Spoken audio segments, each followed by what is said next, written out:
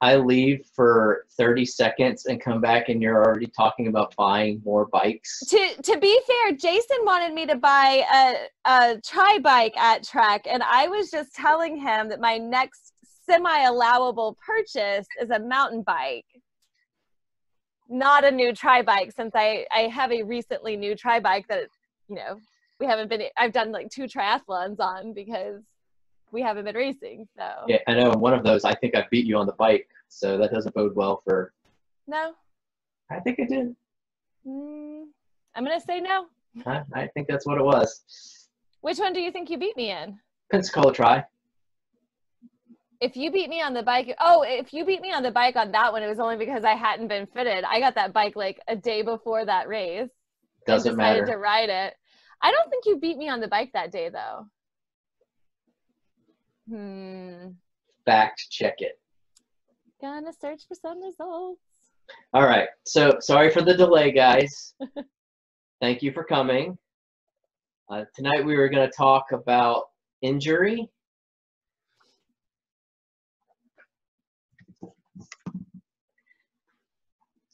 So we're not doctors. I feel like we should put out some sort of a disclaimer that I know at least 2 of the 5 of us have adamantly gone against doctor recommendation to either train or participate in a race injured, and that you should not do that. So one of the things that we're going to talk about tonight is actually going how bad that is. Right, going to the doctor and listening to what that doctor says. And again, I'm probably one of the last people who you should listen to. The last time I broke my foot, we let it heal for 8 weeks. And the doctor knew that I was pushing to go do a triathlon, and he said something to the along the lines of, well, if you think you can do it, just take it easy. That may not be a direct quote, and Teresa may disagree with that. So we went and did it, and it was fine. I stood up at one point trying to climb a hill, and my foot twinged a little. So I sat back down, and I was fine the rest of the race. So I went to the doctor the very next Monday, and he took the x-ray and came in. He's like, well, after 3 visits, we finally got a very good picture of your break, and it looks like it's really almost healed. When's that triathlon that you're wanting to do? And I told him that it was like yesterday. And he just kind of looked at me and walked out. So that's not the way to do it. Who here has dealt with injury? I know I have. I know Teresa has. Yeah. Kim, where are you at on the injury front?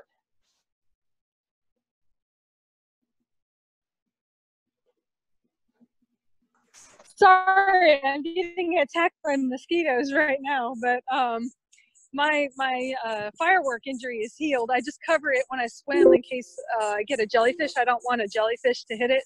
But my other injury, the one that lasted for a while, that was chronic, I heard it at what was it? I'm trying to remember the name of that one. The one in Orange Beach. What's that one called? The Olympic there?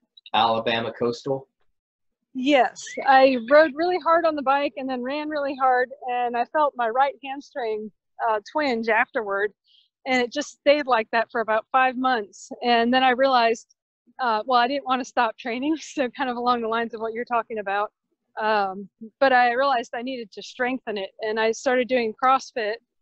You know, when Joe had that special for the triathletes, it started to go away, and I couldn't keep going with him because of the location.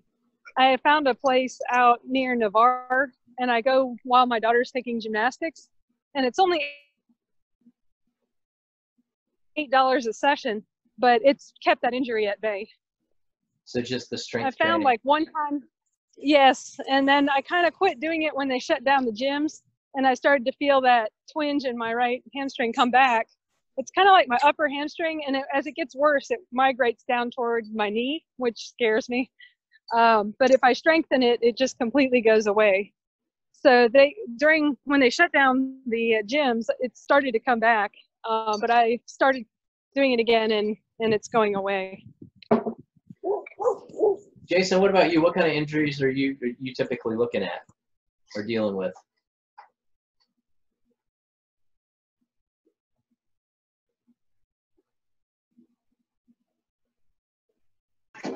Hey, Patrick, were you saying me? Yeah, yeah. What kind of injury do you deal with? When I was running at the airport last year, I got done with the race. I had a personal best, and I don't know if it was running on that concrete or whatever. You know, I just had a problem with my knee. But I kind of built that up, and now I'm having a problem with my hip, and I'm thinking it's a sciatic nerve, but I'm gonna have to go see somebody, I guess, because I'm having trouble running. And that brings up a good point. For triathletes, the majority of the injuries that plague us are overuse injuries, and it's because we're training 4 or 5 days a week, and our rest day is just another training day, and that's kind of not the recommended operating procedure, standard operating procedures for an athlete. So the problem is we keep using and using and using, and that slight overuse injury can just grow into something a little more chronic, which is pretty much what's happened with at least Kim in her story of her hamstring, and that's what my last injury was too. I stepped up my training miles a little aggressively and had some tightness, and thought that the best thing to do would be to run a little bit more on it, and then I was down for 3 months. So it's those overuse injuries that can get out of control. So it's good to know when to go see the doctor, and it's even better if you follow what the doctor says. But it boils down a lot to knowing your own body, and knowing that one, if I do strength training, it goes away. That's good, because that means it's most likely muscular in Kim's case. When you start dealing with joints, it could go either way. I've had knee problems in the past that is tied exclusively to my quads or my hamstrings, whereas other people I know have chronic knee problems that are not muscular, and that's like a whole nother bag of worms. Isn't it, Teresa? Yeah. That's the easy way to put it, I think. Yeah. But I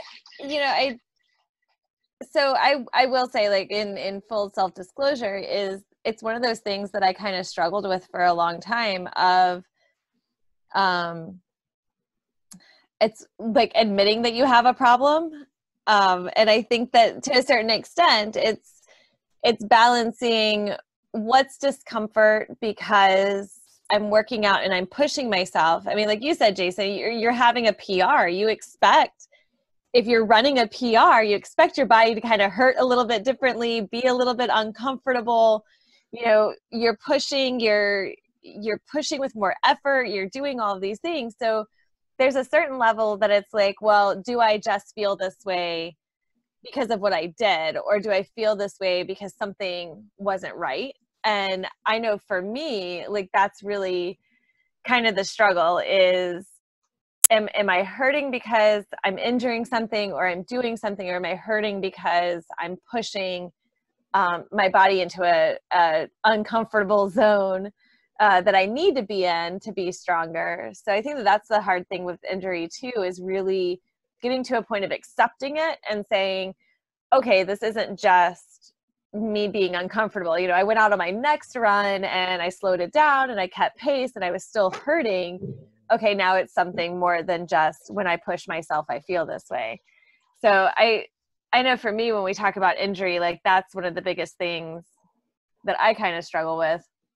And I will say this too, completely in agreement with what Patrick's saying of, you talk to your doctor, listen to your doctor. But I will say for me, it is so much easier to listen to a doctor who is an athlete of some sort. Our primary care physician, he has a history as a boxer, like, not even professional, just like, he likes boxing, he's done running. He knows what an Ironman is.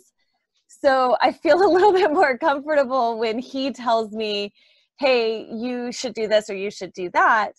And the same thing, I mean, any doctor that I've selected, I think maybe my allergist is the only one who's actually not an athlete. And even that, her PA is. So who I know through triathlon.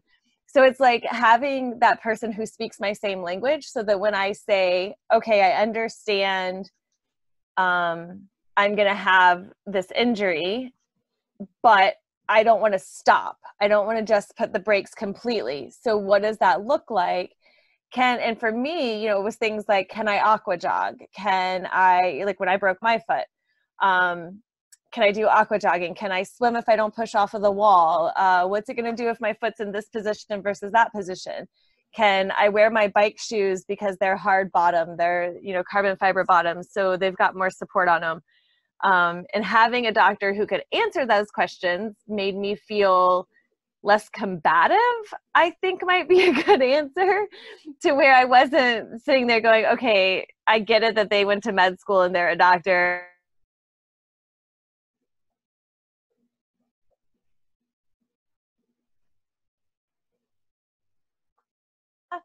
That athletic doctors, I buy in more with what they're telling me and what those restrictions might be. Like, and again, just my personality.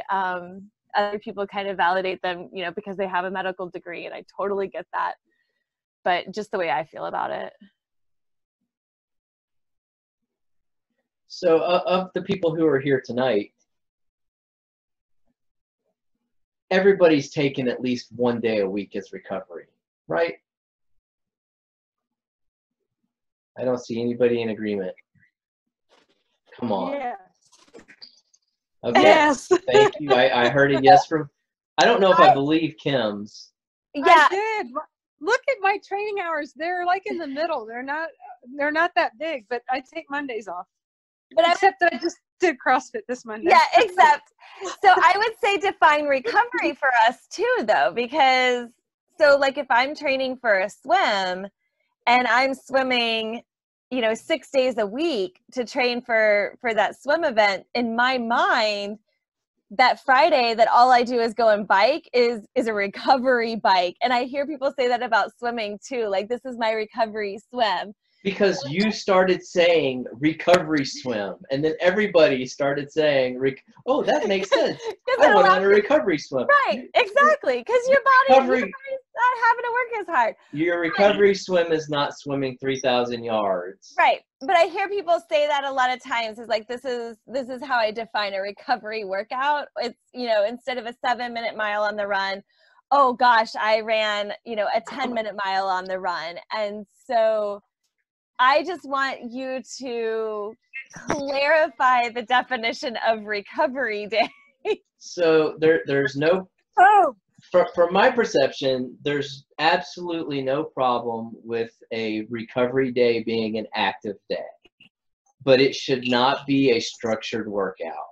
If you're wanting to go for a swim, it should be as easy as you can possibly make it. If you're wanting to go for a ride, it should be a slow ride level of ride.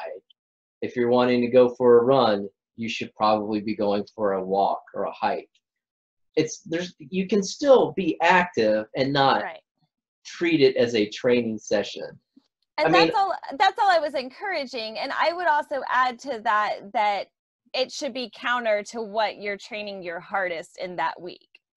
I would agree with that. If you spend a whole lot of time training the bike, you're not going to have a recovery bike ride on your recovery day. You need to have that walk or that hike or that swim to get your body moving a little bit differently. Even if you have done all three things in that, I would say take your whatever you spent your most intensity in that week and counter it to something else. And I would not counter it to CrossFit, because strength training is not, I don't think you can do strength training relaxingly, Kim. Just telling you. No. Normally Monday is my recovery day, but because I did CrossFit on Monday, I actually could barely walk on Wednesday, so I did nothing on Wednesday. So let me relate this back to our injury discussion. So recovery is important because that's the time that your muscles heal. And as you're becoming more athletic or faster or working on those type of things, it's allowing those muscles to heal is when you're actually going to get the gains from the exercise. So the exercise portion breaks the muscle fibers, and the recovery, breaks. You're right, breaks the muscle fibers, and the recovery portion is when those fibers heal and become stronger.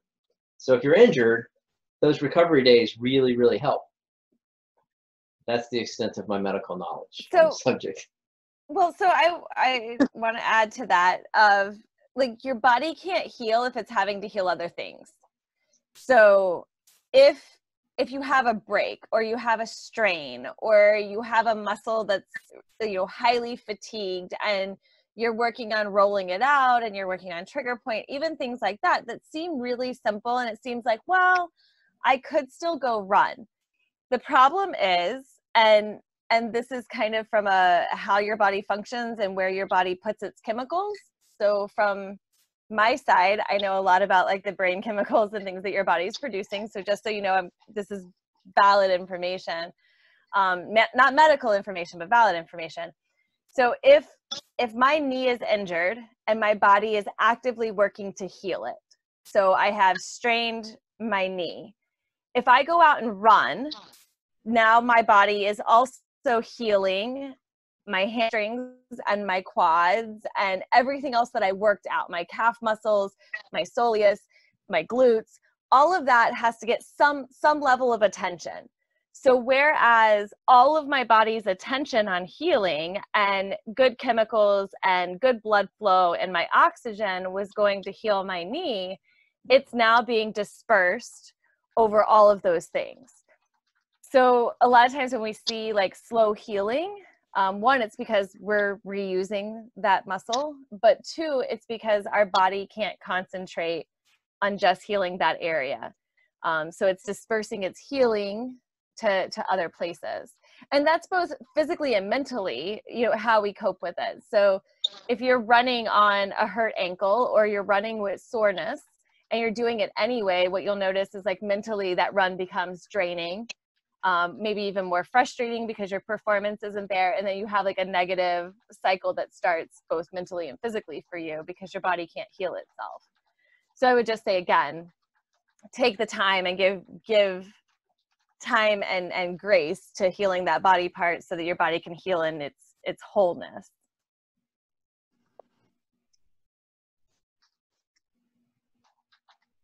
Very good points. I was typing out some notes because I wanted to have talking points to continue tonight's discussion. So we've talked about if you're injured, or we've talked about, one, if you're exercising consistently, which we all are, you should be allowing yourself that consistent recovery time. If you are injured, you should make an effort to slow down and allow for even more recovery time to allow those injuries to heal. And Teresa touched on stretching and rolling, and some of those other preventative things that you should be doing regardless of injury. But when you're injured, those are the types of things that help you heal even better. Do you all have Pneumatics? The boots, the compression boots? Yeah. So I'm a fan of those. We do not have. We do not have any. There's a cheaper version that I have. It's called Speedhound. It's about half the price of the Pneumatics. It's called Speedhound?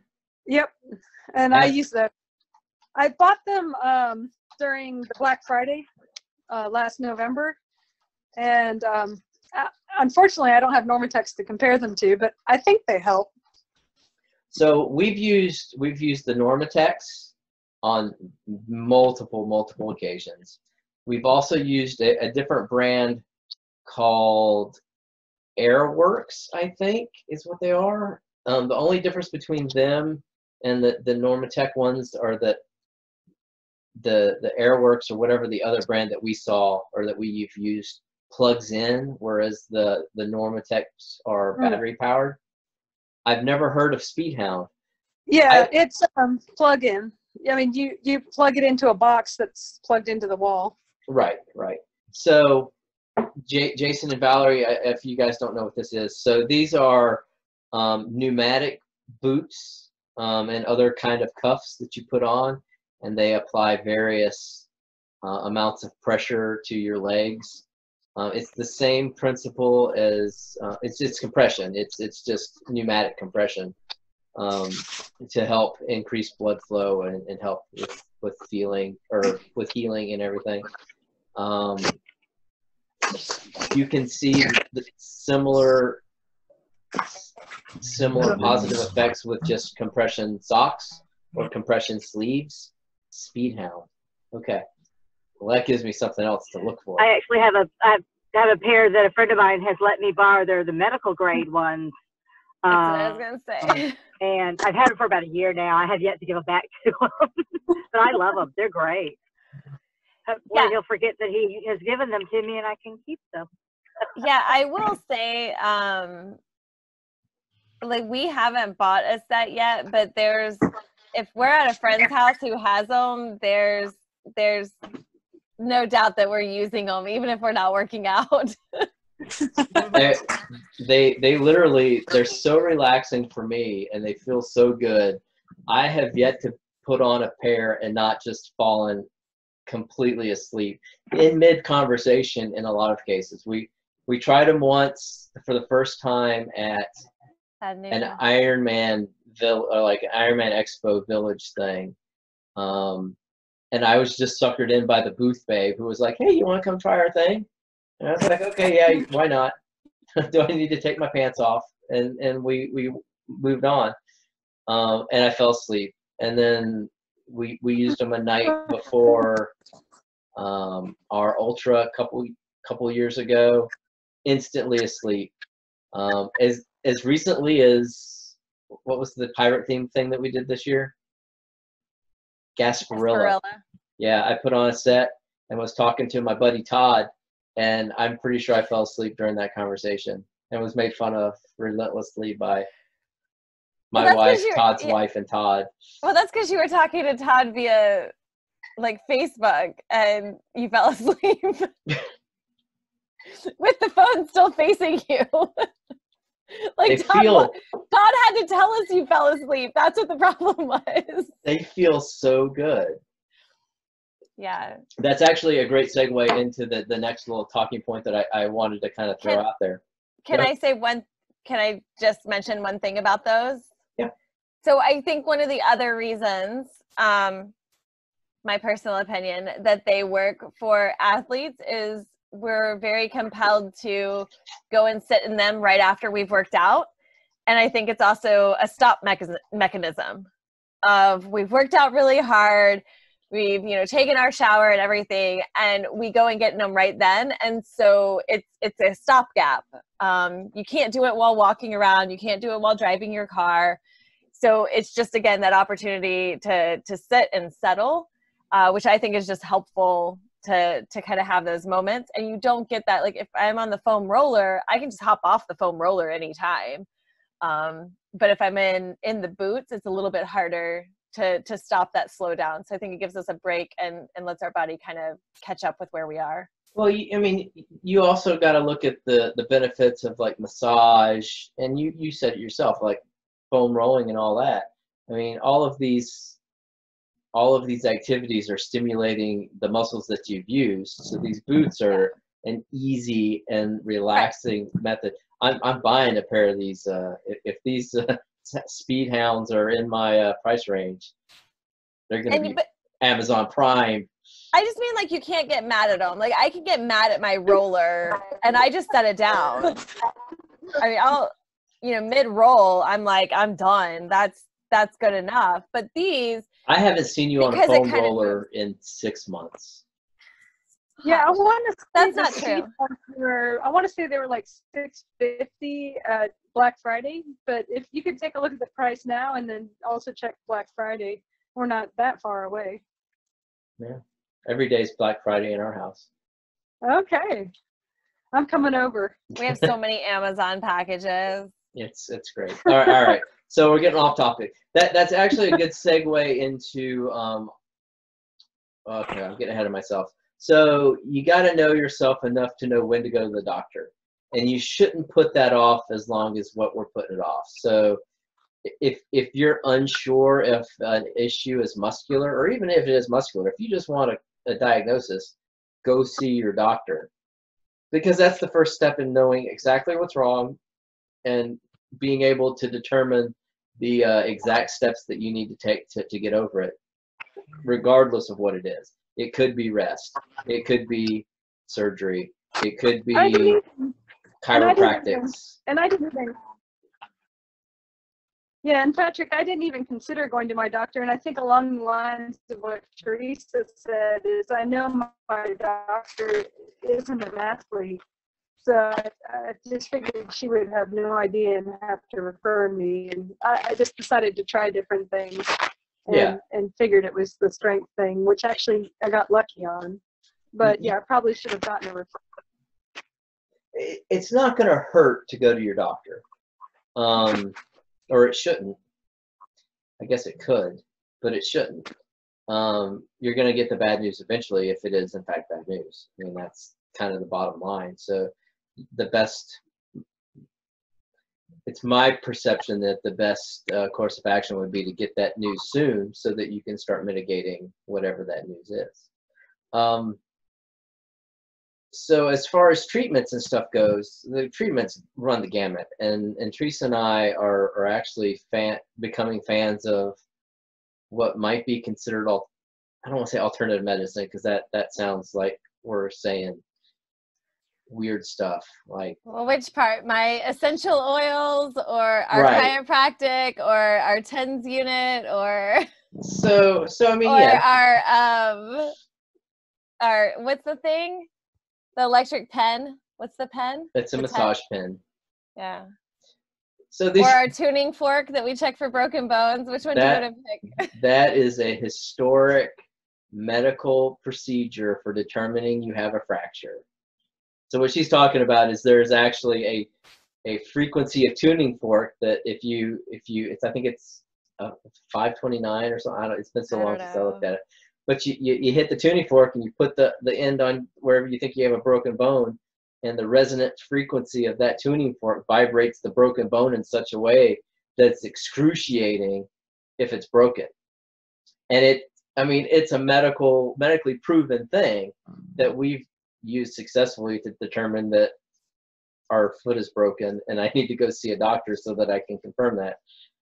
And we actually, I didn't come up with that on my own. I think Teresa went to a doctor and he's like, here, let me put my tuning fork on it. And I Amazoned the hell out of it and got us our own. So these are things to consider. After 10 years of running, we've just now started going to a chiropractor on a regular basis because of my last issue. And with that, I mean, the adjustments help, but more importantly, like the stretching, and we've actually started doing the scraping, which is another myofascial release technique that works for releasing your myofascial. Is that myofascia? These are all things that you might not need, but it's good to know about them if you are injured, because stuff like that can help. I'm getting a little ahead of myself again. Any discussion, or go ahead? So you were talking about alternatives. So one that you didn't mention was also like the cupping. Right. And again, we have professionals in our area who do all of these things and can teach you skills around them. I know a lot of athletes who use acupuncture for both mental and physical. So it's not to say, they're not that out there, especially I think in our health area, in our recreation, that we use a lot of these things that are seen as alternatives. And none of them are wrong or right. It's all about what works for you and what's successful. when you need it. Patrick's making another drink. I think this is his Teresa's entertaining the masses, so. Hey Teresa, who do y'all recommend for using as a chiropractor? So we go to Dr. Henry. So Henry Chiropractic, he's off of 9th Avenue. And he's an athlete. So he was in the triathlon club, just got back into trail running. He has managed a lot of his own injuries as well. So he really understands, like when I tell him, so I don't explain things. I don't know if other people might not think I explain things very well, but when I explain like how a feeling or how something's happening, so he's really great at manipulating my body to recreate that and then relieving what it is that's creating it. So I will say, like, he's very good at not just guessing around something, but really finding the causality of it and addressing it. So I like his office, and they do muscle work and massage there. They do a lot of different things. I know that one of the guys who's there, he does do cupping. I don't think he does cupping there, but he really likes he does do cupping there.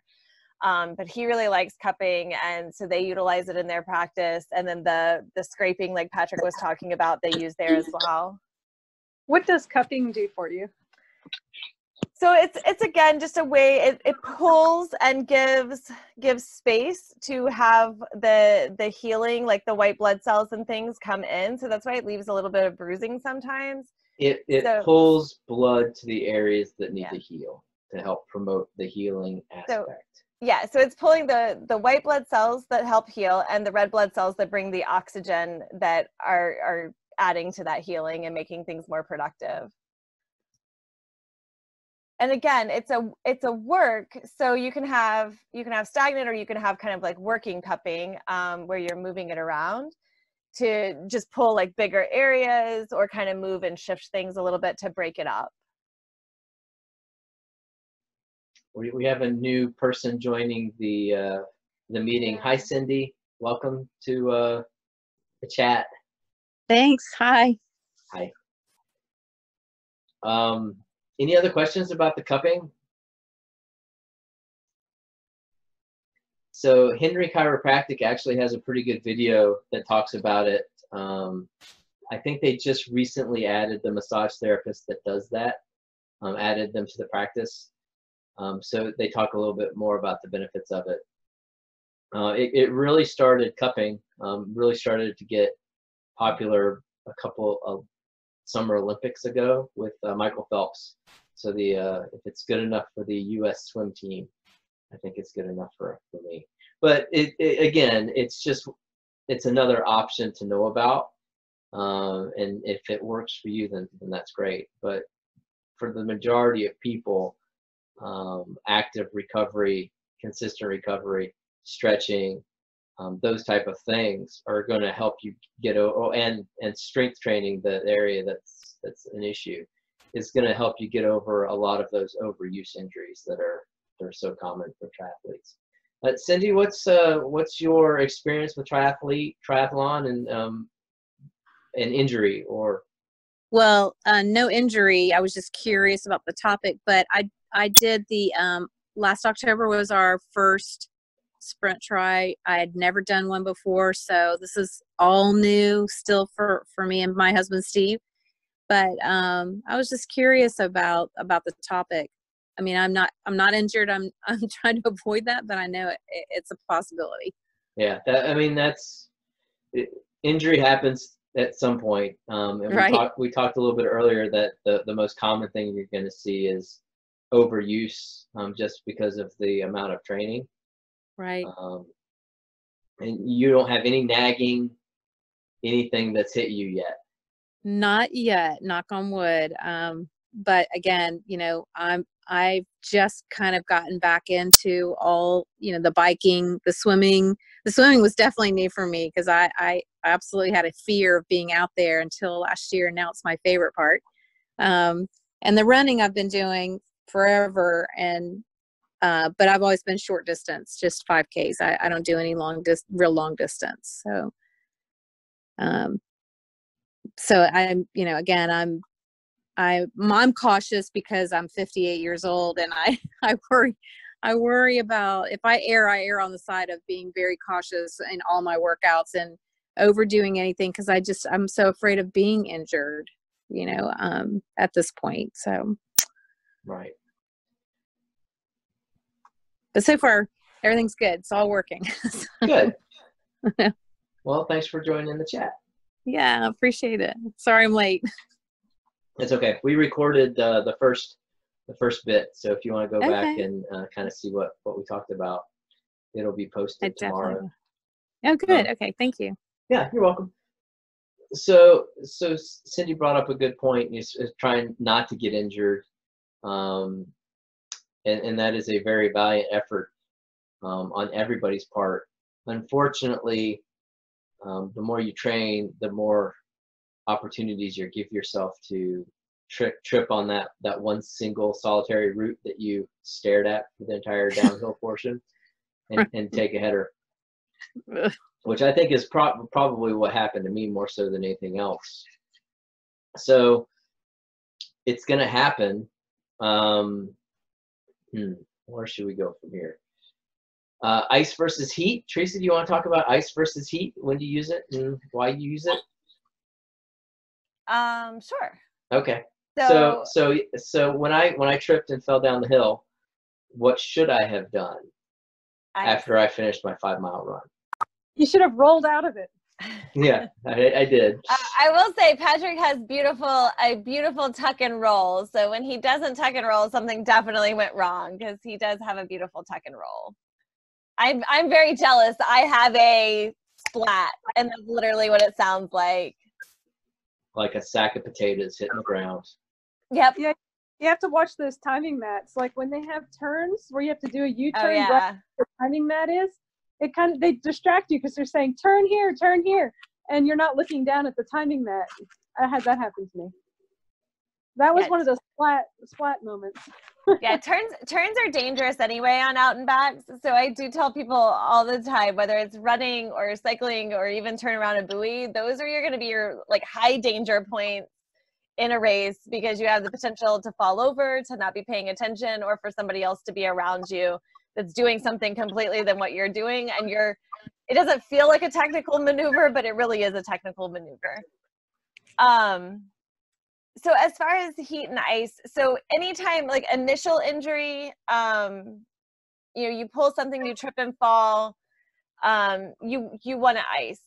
So you want to have ice available, and ice down your body anytime that you have those impact injuries as well. So, but you want to ice safely. Never put ice directly onto your body, even if it's, I've heard people say this. Oh, I didn't use ice. I used a gel pack. Yeah, okay. The plastic between that gel that's frozen and your leg is not enough. So wrap it in a dish towel, make sure you have a shirt on, whatever it is, so that you have something that you're not putting it right up next to you, because the last thing that you want to do is get frostbite or freezer burn on your skin. So don't make your injury worse. Use something in between it. Yes, it's going to take, 15 seconds for that ice to finally hit you and start having an effect. That 15 seconds is definitely worth it. Yeah, ice. So ice you want to use anytime you want to dull the pain, like anytime you need to kind of relax it away a little bit. Anytime you see swelling or a contusion, like bruising, you want to have ice. Don't put ice on for any longer than 20 minutes. So especially at the beginning of an injury when it's bruising, you don't want to put ice and just keep putting ice. If you feel like you have to go to that second ice pack, it's time to go to the doctor. It's time to go to urgent care. It's time to go to the emergency room. Like if you just feel like you absolutely just have to keep piling ice on, it's time to go get it looked at, honestly. And again, my opinion here, And as somebody who gets told a lot when to ice things, because again, I fall a lot and gets told a lot that, you know, maybe I shouldn't have just kept icing it for 6 months. I probably should have gone and gotten something looked at. I will say, if it's not going away, go get it looked at. But ice is definitely your first go-to. It's your pain duller. You want to take it out. Now, if you have a strain, so not a twisted ankle, because you want to ice that, but you've strained something. So you've worked too hard and your glutes are hurting because you pushed uphill. That's a really great time for heat. So heat, again, is a relaxer. So it's going to take that glute that's all tight and tense, and it's going to help to relax it. What I will say is you could do like an ice bath and calm down your muscles, provide a lot of energy to them. Get out of your ice bath, wait like 30 minutes or so, and then apply heat. And I love what's called wet heat. So I do this 2 different ways. I do wet heat one through, I have, I call them stinky bags, but they're like rice and herbs and different things. And I just run them under my sink, and then I pop them in my microwave, and they heat up, and it gets that wet heat, that moist heat that's working in, and it works into your skin and just kind of loosens things up a little bit more. And then the other way is, if you're just going to use a heating pad, take a washcloth and just put that washcloth between your skin and your heating pad. And again, it's not soaking wet. You want to wring it out.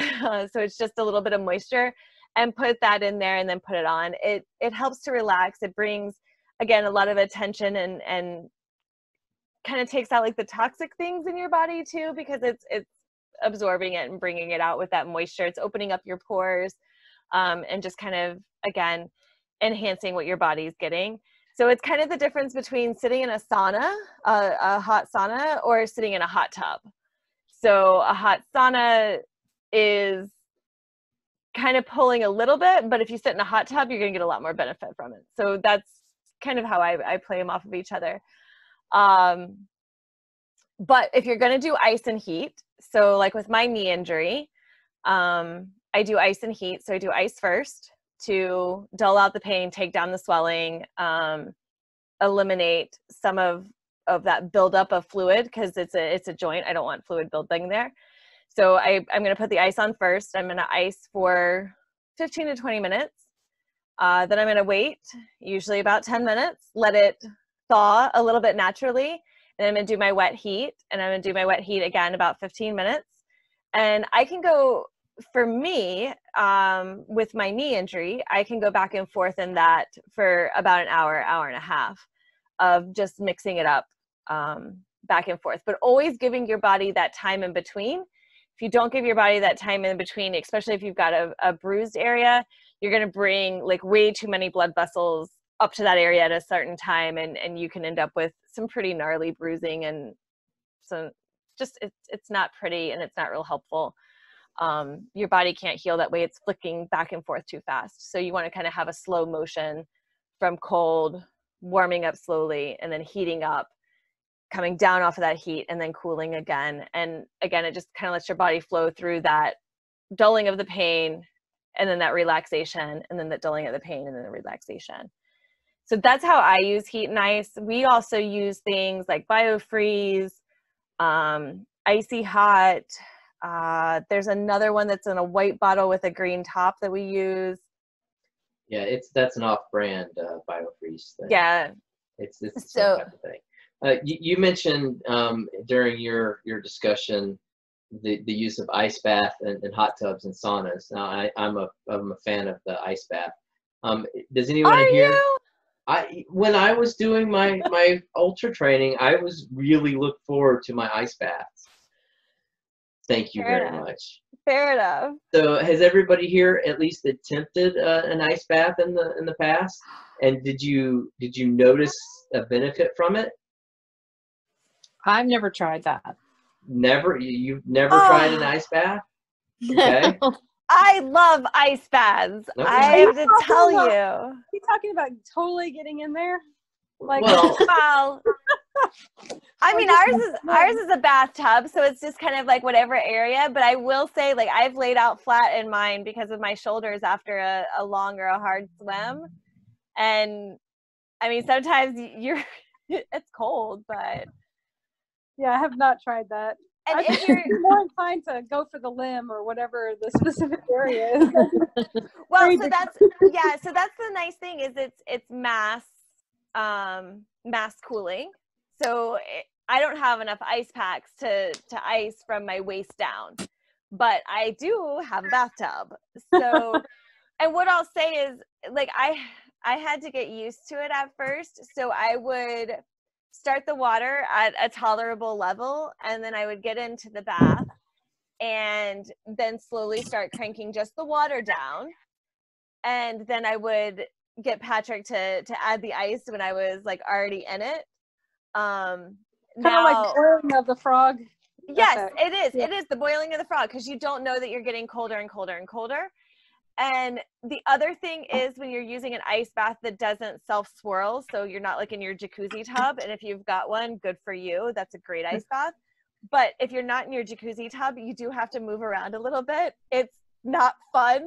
But if you don't move around, then the water right next to your body gets warmed, kind of like a wetsuit. It gets warmed, and so you're not getting like as much cold as you could be getting.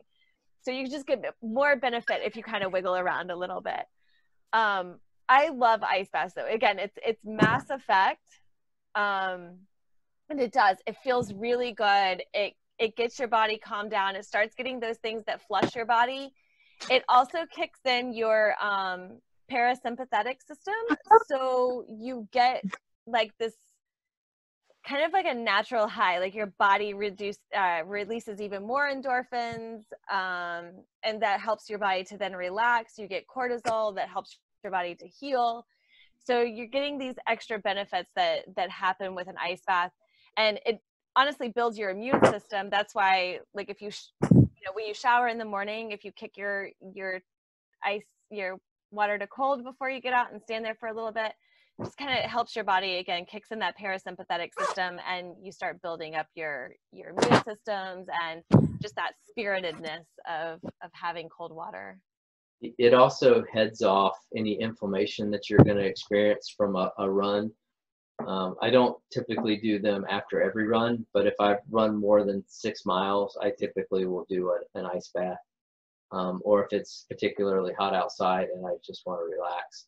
There's a lot of research and data about ice baths, especially in regards to like Navy SEAL training and things like that. They put the recruits through a lot of cold water training. Now they're doing it for different purposes. Well, right, but I mean the data is still there as to the benefits Yes. and what it does for your body. And you do start to build up a tolerance to it. That's one of the reasons Teresa douses herself with cold water at the end of a shower. I'm really surprised that Kim, you've never done one. Yeah, when I do cold should water try it. swim, I'm wearing a neoprene wetsuit with a neoprene cap. That's different. What about hot tubs? Did anybody here hop in a hot tub after a workout or anything like that? Is that something that Yeah, at hotels I like to do that. Yeah, well, what I'll do at hotels, I'll go for my run and do this during the winter. It's even better, and then just jump in the swimming pool, the outdoor pool after that, and that's my ice bath because it's cold. But it helps. I mean, it wakes you up, and I don't feel nearly as sore throughout the day or the next day. Teresa, you mentioned sauna. I don't think anybody here has an at-home sauna. If you do, I'm going to come over and see it. Yeah.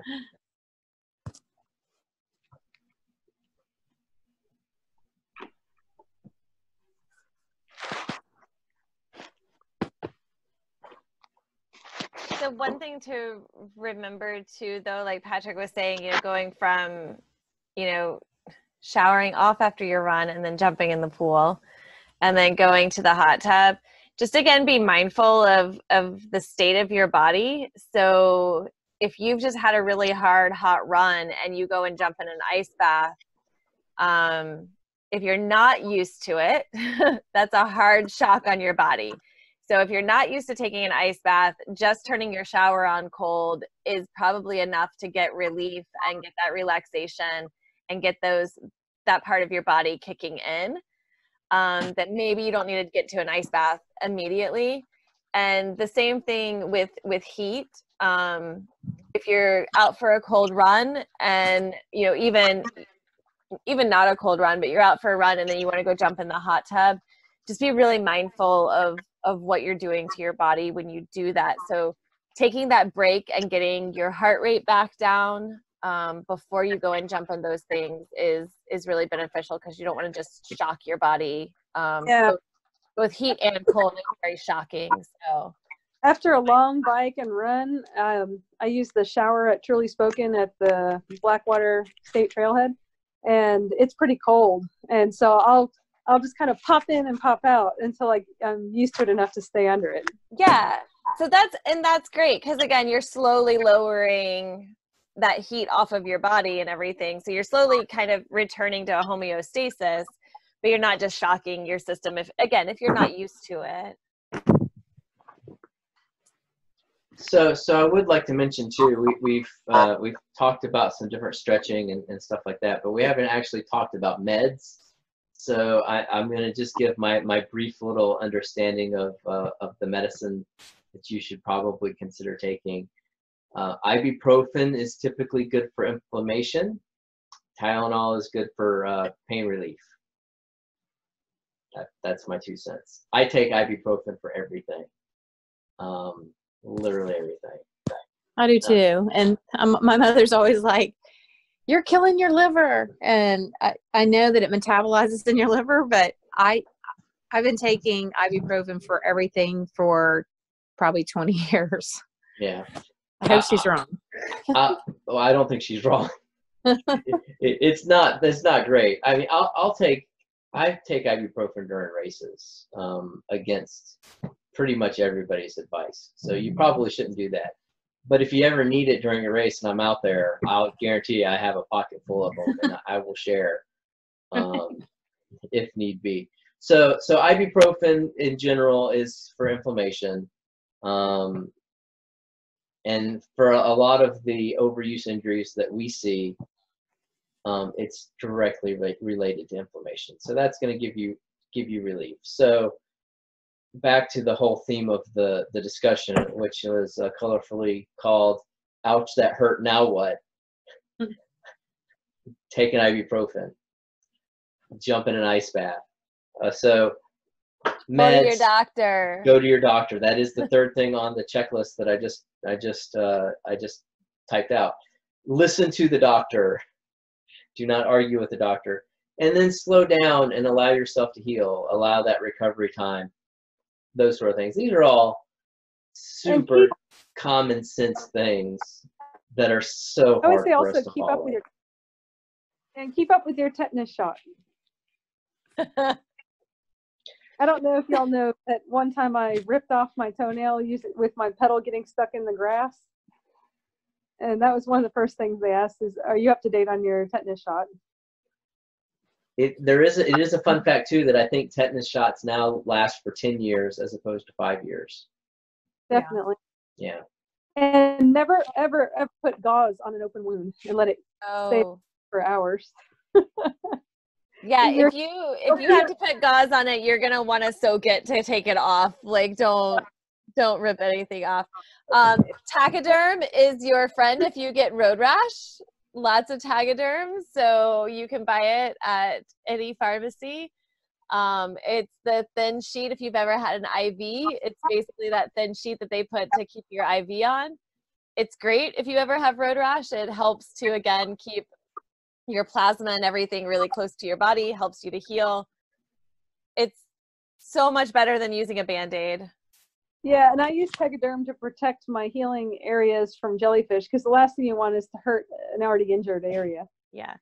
So, and that's another good point, though, is if you have an open wound, really being mindful of why are you having to go for that run or that bike ride, or are you going to get sweat in it, or, you know, what's it going to do? And especially in the water, what water are you going into, and what potential do you have of causing greater harm? Yeah, I actually told my doctor that I did open water swimming, and he gave me what do you call it? An antibiotic against the water bacteria. Yeah. So we've actually hit the hour mark. So this is just a reminder that that's kind of what we set. If you guys have questions, or if you want to take the conversation somewhere else, we kept it as broad as possible for injury without, you know, giving super bad advice. But now would be the time for any questions or thoughts you might have that you want us to talk about. Also, KT tape could be your best friend. That is a very good point. Also from the Olympics. I was going to say the same thing. Gymnastics. That was from a Winter Olympics. But yes, if it's good enough for aren't gymnastics in winter? No, pumpkin. Is it not? It's No. an indoor thing. No, they're in summer. They're summer. All right. It was from. Regardless, KT tape. And somebody was telling me that KT tape has is it anti-chafing like tape now or something like that? They've got something besides just the regular KT tape. So if you guys don't know, KT tape is an adhesive bandage style tape that is intended to put enough pressure on your skin to allow drainage and that myofascia release and all of that to work. Did any of that make any sense? The cat jumped up and started attacking. Okay, Yes. so it didn't make any sense. So KT tape is a good thing, and you should have it in your tri bag. Well, and you can. So there's a lot of YouTube videos on KT tape, and also, again, if you're going to most chiropractic offices, there's somebody there who knows how to apply it the best way possible. But it's also one of those things that most of the time stays on for a couple of days. So it's really helpful because you don't just have a one time. You have relief while you're sleeping and relief while you're working, and kind of ongoing relief when you use KT tape. There's one other product or medicine, I guess, that up until recently was prescription only. It's called Voltaren. It's now available. I've seen it at Publix. And for me, it works amazing. Like I'll get my wrist. I have no wrist strength. And that's where I guess arthritis, I don't know, never been diagnosed, but it gets so painful, especially when I'm riding the bike, and I can put that on and it's like almost immediate relief. Just rub it on. Doesn't smell bad. I guess it's kind of like a liquid ibuprofen, but it's good stuff. Yeah. Voltaren. It's an anti-inflammatory. They just started selling it over the counter, and it's pretty widely known, but it's an anti-inflammatory mostly for joints and kind of bony areas. Mm-hmm. I will say this about Voltaren from my experience and what I've heard from most people is if it works for you, it works fabulously for you. So Cindy, it sounds like you're kind of in that category. Yeah. And if it doesn't work for you, it doesn't work at all for you. I've heard that too. Yeah. I had a friend that I said, well, I have this stuff. I have a tube of it with me. Do you want to try it? They tried it and they did not get any relief. So I was shocked because I was like, oh, I just assumed that like this was the miracle for everyone. So. Right. And I will say most medications and things are probably that way. I just see like that on two sides of the spectrum. There doesn't seem to be any kind of people who are like, yeah, it sort of worked. It's all or nothing with that. Right. And Cindy, you mentioned that you see a lot of that, or you have a lot of that issue on your bike. That sounds to me like it could be even carpal tunnel related, but you might want to look at kind of the angle that your hands are sitting on your handlebars and see if it's not a bike fit issue that's causing some of those issues. It may, I mean, it could very well be arthritis, but it may not be. Yeah. I mean, again, you guys are so experienced and I'm listening to everything you're saying, but like, I'll just catch myself gripping for life on the bike. I'm like, stop, lighten up. Cause there's so many moving parts of each part of it, the swim, the bike, the running, but on that bike, as much as I enjoy it, I still have to like think through my posture. What am I doing? How hard am I gripping? Where are my feet? I mean, it's still new, you know? Yeah. Well, you're talking to probably one of the, I hate being on the bike. And I'll tell everybody I talk to that I hate being on the bike. So Right. that does not win any favorite points with me. So I get it. But yeah, if you're white knuckling it through the bike, it's so exhausting because I mean, just the act of just really gripping like that, you're gonna wear out your forearms, and then you're gonna start overcompensating farther up your arm, and then your shoulders are gonna be tight, and your neck is gonna be tight. So by the time you get on the run, you're just gonna be a rigid ball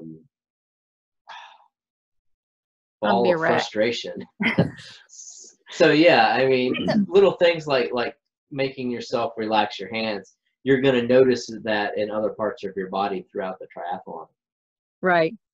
And Cindy, like core work is great for prevention of arm and wrist fatigue on the bike. Is the stronger our core is, the more we're going to sit up with our core versus leaning onto our wrists or leaning onto our arms, or I even find if I'm in my aero bar, sometimes I'm all the way down on my shoulders, but if I'm engaging my core, I'm pulled up a little bit, and so I don't have all that weight kind of sitting. So the stronger your core is, the more relief you're going to be able to provide yourself on the bike.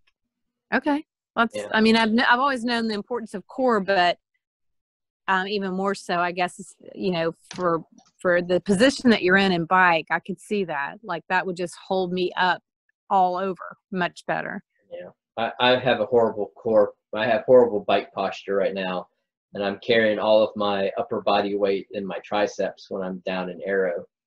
So by the time I'm on my run, I can barely fully extend my arm because my tricep gets so tight right here. So, wow. Yeah, we all have our little issues. I know, but it's still, I'm so sad that I tried this late, because I really, even though I'm nowhere near where you guys are on conditioning and training and understanding it all, I love learning about it and hear anything I can hear about it. I'm just kind of incorporating it so that, if I can keep up with this, maybe I can help someone else down the road, Yeah. And the thing is, we all know the stuff, and it's especially me and Teresa. We're horrible triathletes because we can tell you the best practices and all that, but at the end of the day, we're doing whatever the hell we want, whatever feels good at the time. And don't give. Oh, come on, Teresa. Not always. When we train right. Yeah. But I know that I haven't seen my foam roller in allegedly 6 months. 6 months, right? I haven't. I've been recovering for the last 4 months. So that's the other problem with injury, is that it sabotages the healthy habits that you've created, and it's a real hard rut to get out of. I had intended to talk a little bit about how injury can give you a big mental hit, mainly because these chat sessions serve as my therapy sessions, and I'm dealing with injury right now, and I needed some springboarding to get out of my slump.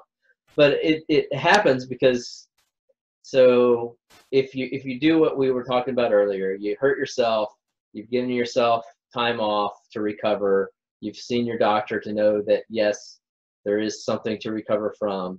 So now you're sitting on the couch for 2 months, and you're not getting up and running every morning or doing whatever. So to slide back into those healthy habits is such an undertaking from a mental perspective. Yeah. That's something that people don't really consider. You spend a lot of time in the beginning training yourself to train, and then once that habit is broken, it's really hard to get back to it, because you should be aware of this so that you don't do it. But it's hard not to compare your current fitness level to the fitness level of where you were when you got injured, because inevitably when you start back, you're not going to be as fast. You're not going to be in as good a shape. And that's a horrible mountain to climb when you're coming out of the injury, because those negative thoughts creep in, and it's really hard to purge your psyche of all of that. Right. So that's something to consider too with the injury. It's not always just physical. There is a mental component that you need to be aware of so that you can push yourself out of it. And I would say that that's why there's good opportunity when you are talking with your healthcare professional about what can I do instead. So it might not be that thing that you love to do or that you really, really want to do, but filling that void with something that is at least still motivating, I think it can be really helpful, so that you're not completely flat out. Or setting a goal, okay, I have to be completely out of doing anything for 6 weeks, but after that 6 weeks, I can go, this is what my plan is going to be. I'm going to, walk a half a mile. So that, again, you're setting that goal for day to day and planning it during that time that you're down. That's good. So that's pretty much all I had slated for today. The mental piece was kind of the last hurrah as far as my talking points went. Jason, do you have any questions? Val, Cindy? No, I'm good. I appreciate it. I will say early on, I guess when I was probably January, February, I fell on my bike, and you recommended Tagaderm and to go swim, and that really got through when I was struggling there. That's awesome. I'm glad it worked out for you. Teresa's literally now got like 8.5 by 11 size sheets of Tagaderm that she just carries around with her just in case. Yeah. I use it, and I use it for like I was telling my mom the other day, I don't use Band-Aids anymore. I don't use Band-Aids. I put Tagaderm on everything. I'm sure some doctor somewhere is going to tell me that it's like the worst thing I could possibly be doing, but I love the stuff. It doesn't cause a reaction for me. It's fabulous. And I can still swim. So that's always my biggest thing, is what can I do that I can still swim? All right. Well, shameless plug for the club. We've got Friday morning swims tomorrow at 6:30. There are groups of people who will run or bike prior to the swim. There are also people who will bike or run after the swim. So if you're comfortable in a group setting, we're pretty streamlined in the morning. Nobody groups together. We pretty much stay at our cars until it's time to splash, and then we walk down the water and start our swim and exit whenever we're done. So we've got that going on. We're going to try to do some more group runs and group rides in the coming weeks. We talked a little bit earlier about Santa Rosa Island Tribe being canceled for 2020. There are still some other local options. Our other sponsor, Try the Gulf, is still on, so far as I know. And there are races still being put on in different municipalities that are allowing smaller races. So there is opportunity to race if you look, and if you're willing to drive a couple 100 miles here and there, mainly in Alabama, Mississippi, and Louisiana. So for what it's worth, we still have our weekly emails going out from your mortals, and we do these chat sessions every 2 weeks. So I hope to see you guys in 2 weeks. Awesome. All right. Thanks for coming, everybody. Thanks. Thanks a Bye. bunch. All right. Have a good night. Thanks. Have a good night. Hello.